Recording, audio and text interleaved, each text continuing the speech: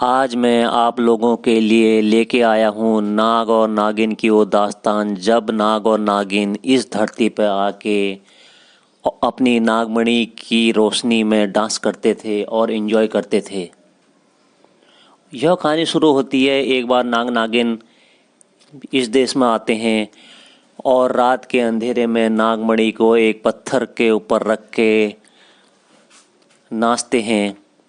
और नाचते नाचते वो इतना मंत्रमुग्ध हो जाते हैं, एक दूसरे में खो जाते हैं कि उनको किसी की सुध बुध नहीं रहती।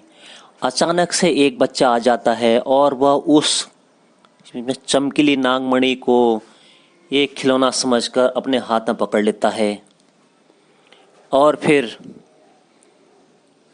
थोड़ी देर बाद जब नाग नागिन को पता लगता है कि नागमणि वहाँ से गायब हो गई है, तो वो उसे ढूंढते हुए उस जंगल में उसकी खोजबीन शुरू करते हैं।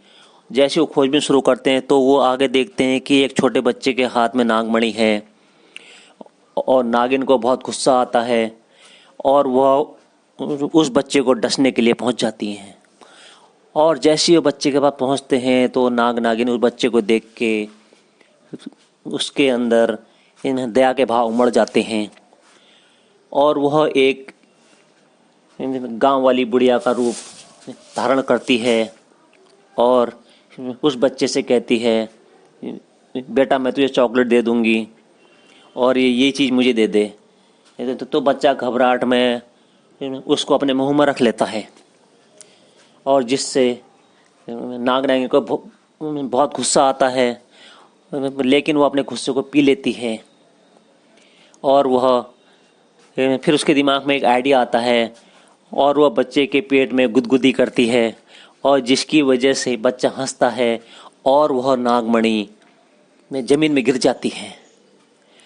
और नागमणि गिरते ही बच्चा रोने लगता है और फिर वह नागिन उसको एक चॉकलेट का डिब्बा गिफ्ट में देती है और कहती है, लो तुम चॉकलेट खाओ।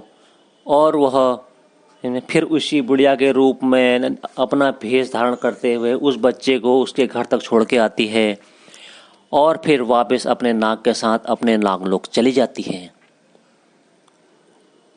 तो नाग नागिन की ये दास्तान आपको कैसी लगी है, आप लोग ज़रूर बताइएगा।